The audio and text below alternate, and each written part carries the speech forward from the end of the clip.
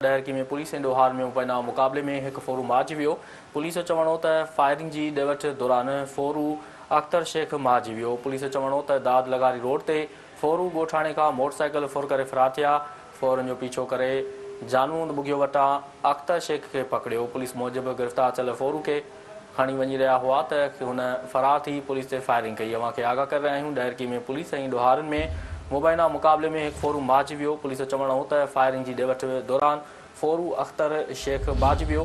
Police जो चवणो त दाद लगारी रोड ते फोरू ॻोठाणे खां मोटरसाइकिल फुर करे फरार थिया। फोरन जो पीछो करे जानून बुगियो वटां अख्तर शेख के पकड़ियो। पुलिस मूजिब गिरफ़्तार थियल फोरू के खणी वञी रहा हुआ त हुन फरार थी पुलिस ते फायरिंग कई। डहरकी में पुलिस ऐं ॾोहार में मुबैना मुक़ाबले में एक फोरू मारिजी वियो आहे। पुलिस जो चवणो त फायरिंग की ॾिवट दौरान फोरू अख्तर शेख मारिजी वियो। पुलिस जो चवणो त दाद लगारी रोड ते फोरू ॻोठाणे खां मोटरसाइकिल फुर करे फरार थी विया। फोरन जो पीछो करे जानवंद बुगियो वटां अख्तर शेख के पकड़ियो। पुलिस मूजिब गिरफ़्तार थियल फोरू के खणी वञी रहा हुआ त हुन फरार थी पुलिस ते फायरिंग कई।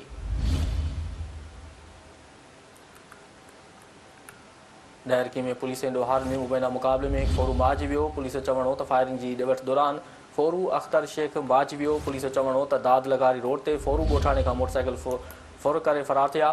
फोरन जो पीछो करे जानून बुगियो वटां अख्तर शेख के पकड़ियो। पुलिस मूजिब गिरफ़्तार थियल फोरू के खणी वञी रहा हुआ त हुन फरार थी पुलिस ते फायरिंग कई। डहरकी में पुलिस ऐं ॾोहार में मुबैना मुक़ाबले में एक फोरू मारिजी वियो। पुलिस जो चवणो त फायरिंग की ॾिवट दौरान फोरू अख्तर शेख मारिजी वियो।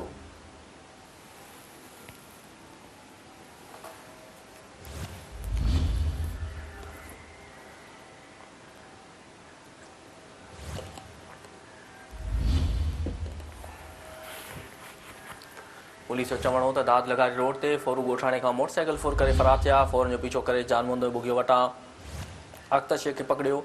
पुलिस मूजिब गिरफ़्तार थियल फोरू के खणी वञी रहा हुआ त हुन फरार थी पुलिस ते फायरिंग कई।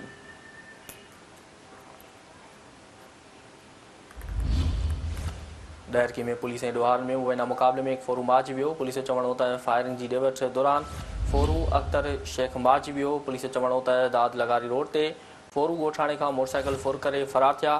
फोरन जो पीछो करे जानून बुगियो वटां अख्तर शेख के पकड़ियो। पुलिस मूजिब गिरफ़्तार थियल फोरू के खणी वञी रहा हुआ त हुन फरार थी पुलिस ते फायरिंग कई।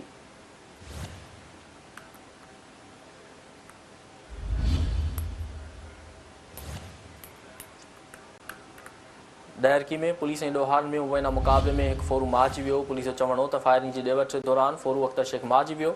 पुलिस जो चवणो त दाद लगारी रोड ते फोरू ॻोठाणे खां मोटरसाइकिल फुर करे फरार थिया। फोरन जो पीछो करे जानमुंद बुगियो वटां अख्तर शेख पकड़ियो।